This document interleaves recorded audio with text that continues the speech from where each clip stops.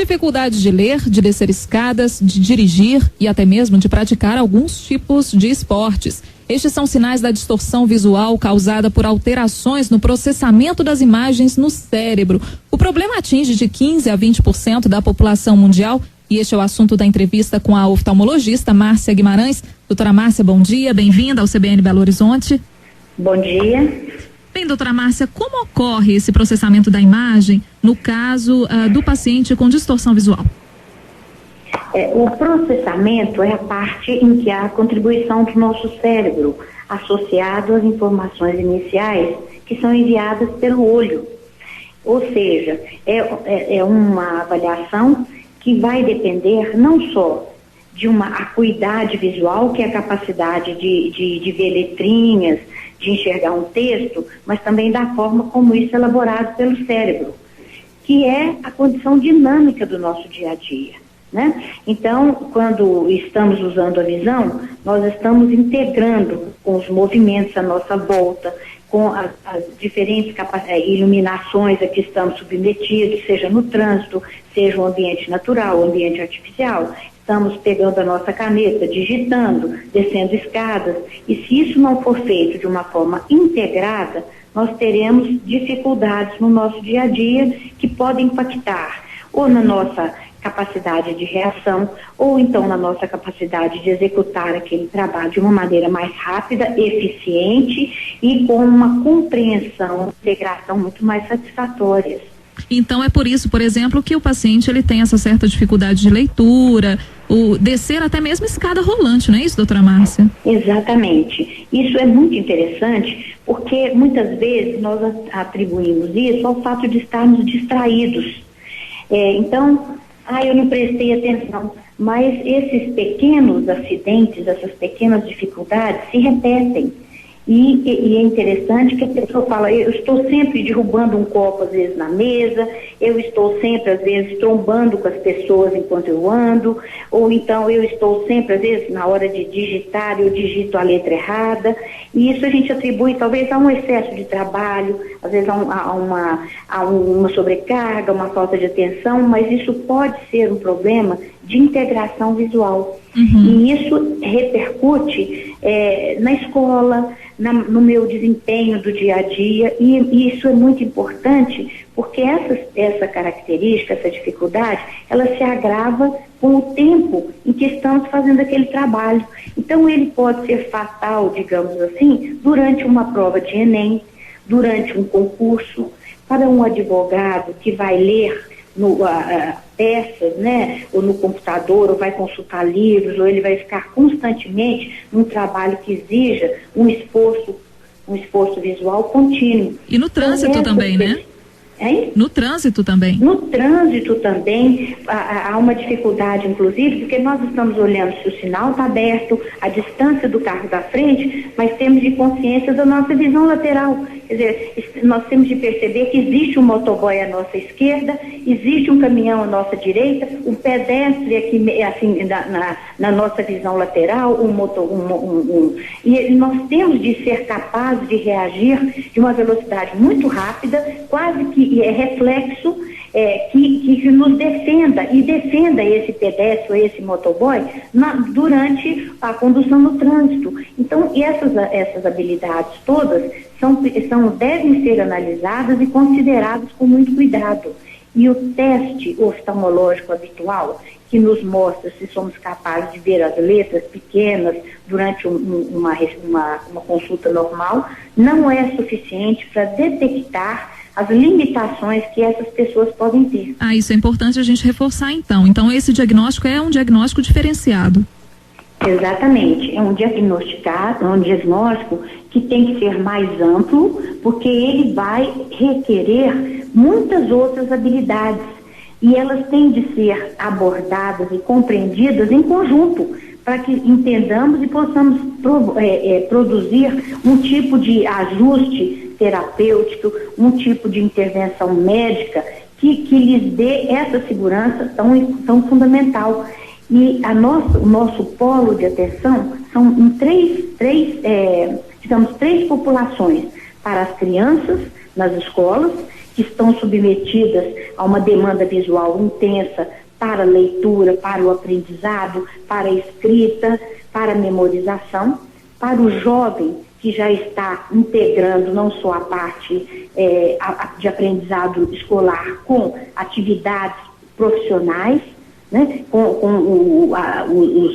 A direção, eles estão começando a serem treinados para serem motoristas, para o adulto, né? No seu dia a dia, e também para a terceira idade, que muitas vezes pode sofrer quedas, ele pode ter uma série de limitações que ele não entende, né? Ele não entende ou não associa isso a um problema no processamento cerebral, que é o trabalho não só do olho, mas do olho e o cérebro integrados. Sim. Doutora Márcia participa do nosso bate-papo também, Marcelo Guedes.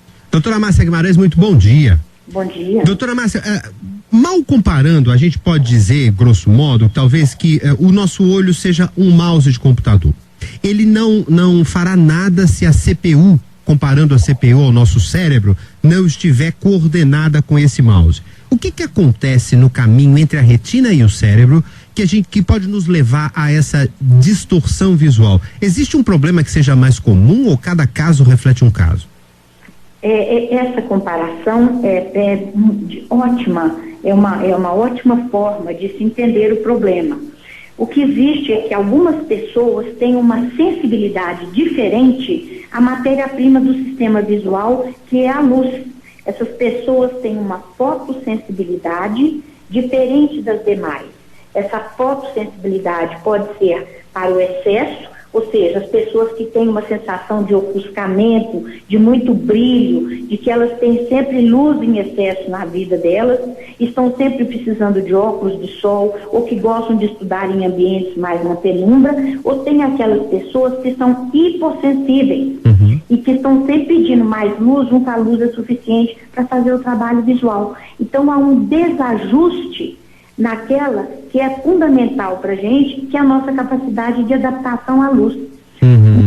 E o interessante é que essa característica é extremamente individual. A pessoa sabe exatamente se comparássemos com a audição, qual é o timbre que ela não consegue trabalhar bem com ele. Perfeito. E isso na visão, Marcelo, vai exigir uma intervenção específica na forma por exemplo, de óculos especiais para retirar aquela área que lhe provoca um problema, um transtorno neurológico, para que ela proceda muito bem, que ela consiga fazer o trabalho bom. Então está justamente no trajeto entre olho e cérebro. E se a gente coloca um filtro ali, um filtro específico que só ela precisa, cada pessoa precisa de um tipo de filtro, se elas têm um problema, nós resolvemos o problema na mesma hora, porque o problema não está nem na CPU, né? Como sim, no cérebro. Né? Não está no cérebro e muito menos no mouse, ela está no meio do caminho. Perfeito. E muitas vezes, se nós ficarmos preocupados só com o mouse ou só com a CPU, nós não estaremos entendendo aonde está o problema e seremos, então, incapazes de resolver. É fácil, de uma certa forma, para professores, pais, médicos e até para o próprio paciente perceber isso em si mesmo? Ou às vezes a gente pode atravessar uma vida inteira com essa subvisão, digamos assim? Não, olha, isso normalmente não é feita associação com visão. Realmente, muitas vezes, nós vamos atravessar a vida toda tendo dores de cabeça.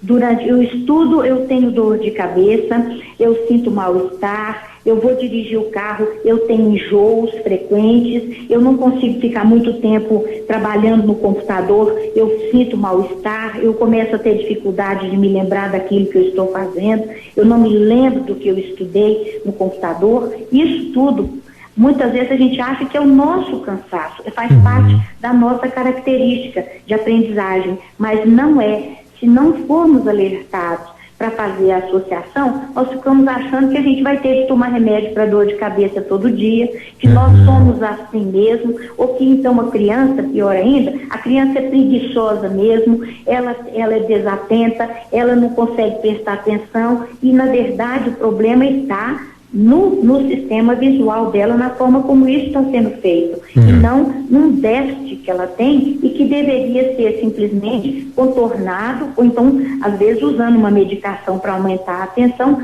sendo que a causa está em outra área. Normalmente a gente resolve esses problemas empiricamente com algum mecanismo de compensação, né? Ou a gente tampa o olho porque a luz é muito forte, ou fecha um pouco mais os olhos e aí a gente começa a ficar com a testa franzida porque a luz nos incomoda. Existem mecanismos que a gente intuitivamente utilize para descompensar ou para compensar, perdão, a disfunção visual? Desculpe. Visual? Existe sim. Por exemplo, uma coisa muito interessante a criança na escola, ela costuma colocar a mão na testa, ou então ela quer sempre usar um boné, porque a aba do boné diminui a intensidade da luz que está descendo em direção, por exemplo, ao papel na sala de aula. Então ela coloca a mão na testa, ela fica tentando mudar a posição que é do livro, do caderno. Isso são formas que ela está tentando amenizar. Tá? O adulto, muitas vezes, ele tenta estudar no escuro, ele tenta ambientes diferentes. Agora, o grande problema, Marcelo, que a luz, que é a matéria-prima que está gerando aquela região de desconforto, nós não conseguimos, normalmente, você chega no ambiente, a luz está lá. Então, a criança na sala de aula, a sala de aula tem a luz em cima dela, está lá em cima no teto. Normalmente luz branca, né? Uma luz branca, aquela luz fluorescente, que ela tem um pulsar, né, que a gente não percebe, acima de 80 Hz, mas a pessoa que é sensível consegue perceber que ela tem um piscar muito rápido, e isso incomoda e distrai, né? A pessoa chega no banco, tem gente que não tolera nem ir ao próprio supermercado, porque ele começa a ficar irritado, começa a vir uma dor de cabeça, pelo fato das luzes que estão presentes. A gente não consegue, o ambiente está lá. Eu entro naquele ambiente e passo a ter um desconforto, né? E a gente não sabe, às vezes, por que desenvolve verdadeira ojeriza por certos lugares, né? Isso explica, doutora Márcia, por que algumas pessoas preferem ler, por exemplo, textos impressos em papel azul ou em papel pardo, diferente do papel branco? Exatamente. E hoje, inclusive, as próprias editoras já sabem disso. Porque, por exemplo, o próprio livro Harry Potter foi escrito num papel, ele foi impresso em papel reciclado. Eles estudaram o tipo, né, de letra, o tamanho que ia ser usado para que se tornasse, digamos assim, amigável para o público infantil, que foi o objeto das histórias produzidas no Harry Potter. E isso, inclusive, essa observação foi que originou os estudos dessa dificuldade, porque isso foi feito ainda na década de 80 por uma psicóloga americana que trabalhava com adultos que tinham dificuldades na escolaridade. Eles não tinham conseguido um bom desempenho, eles não tinham curso profissionalizante e aparentemente eram pessoas inteligentes e que não conseguiam ter um bom emprego. Então fizeram uma reabilitação. Essas pessoas muitas vezes tinham cargos de conferência, progredir para umas coisas às vezes mais elaboradas, com curso universitário, e eles comentavam o seguinte: quando eu pego aquelas notas de compra, eu só olho a via amarela, eu só olho a via azul clara, eu não gosto da via branca. E ela começou o trabalho dela através dessas observações colhidas das pessoas. E hoje muita gente faz isso. Todo o meu papel, o Chamex, eu prefiro usar azul. Isso é uma defesa, é uma estratégia que o adulto pode adotar. Às vezes a gente consegue mudar a tela do computador e atenuar o problema. Só que esse problema é uma solução individual e nem sempre ela pode ser aplicada. Isso não vai ser feito, por exemplo, quando ele entrar num banco. Isso não vai ser feito quando ele receber a prova do Enem. E nessas situações, essas pessoas fazendo um concurso público, etc., ou mesmo no escritório, ele terá toda a desvantagem na competição em termos de produtividade com quem estiver à volta dele, ainda que ele intelectualmente seja capaz. Perfeito. Adriana. Doutora Márcia, muito interessante essas informações que a senhora nos passa no que diz respeito a esses artifícios que os pacientes com distorção visual utilizam, né? E a atribuição também ao problema, a questão da distração. Isso faz com que o diagnóstico seja feito tardiamente. A senhora citou também a respeito das correções feitas por lentes, né, específicas. Elas são a solução mesmo? Existe outro procedimento que pode ser adotado? Como que a senhora avalia isso? Nós temos duas opções. Existe uma solução que é uma solução mais rápida e que está voltada para o trabalho de leitura. E, inclusive, isso está sendo objeto de um curso que está acontecendo no hospital nesses próximos 3 dias aqui, e nós temos gente de 6 estados brasileiros participando. O interesse é que essa parte é uma metodologia de aplicação imediata e que proporciona para crianças, jovens e adultos um alívio imediato no trabalho de leitura quando existe a distorção. O que é essa distorção? É sentir um certo embaçamento à medida em que se lê, sentir que às vezes as letras estão meio tremendo, há uma sensação que o texto vai ficando muito brilhante, aquelas letras, aquele papel, e vem um desconforto grande, uma sensação de às vezes até de dor nos olhos, lacrimejamento, uma certa vontade de coçar os olhos e dificuldade de concentrar, de manter a atenção, de ver e lembrar do que está lendo. Sim. Então a gente chama isso de distorção na percepção do trabalho visual. E a primeira forma de contornar o problema é colocar uma transparência colorida específica de cada caso. Eu preciso fazer um curso para saber qual delas é a melhor para a pessoa, mas essa transparência é uma solução de baixíssimo custo, é uma transparência que é colocada em cima do papel, em cima do livro, em cima até da própria Bíblia, quando se está estudando ou está lendo um texto que exige um tempo maior, uma concentração maior. Sim. Isso é feito para escola, para município, para prefeitura, porque é de baixíssimo custo. Ok. E a segunda é uma forma mais sofisticada, onde isso é colocado na lente do óculos da pessoa, né? Ele vai usar o grau, tudo que ele precisar, e aí a gente coloca uma lente específica para ele. A vantagem é que a lente vai ser útil para ele dirigir, para ele andar, para ele copiar do quadro. Ele é muito mais abrangente em termos de qualidade de vida e benefício do que a transparência, mas ela tem um custo maior. Então nós temos as duas opções e o resultado da ajuda é imediato. A pessoa se beneficia a partir do momento que aquele é colocado diante dela. Então, é claro, as pessoas só mesmo ficarem atentas aí diante de qualquer sinal, qualquer desconforto, procurar ajuda médica. E a partir de hoje, até sexta-feira, a Fundação Hospitalar de Olhos promove um curso sobre distúrbios de aprendizagem aos profissionais da saúde e educação. Informações pelo site dislexiadeleitura.com.br. Doutora Márcia, muito obrigada pela entrevista, um bom dia. Bom dia, muito obrigada.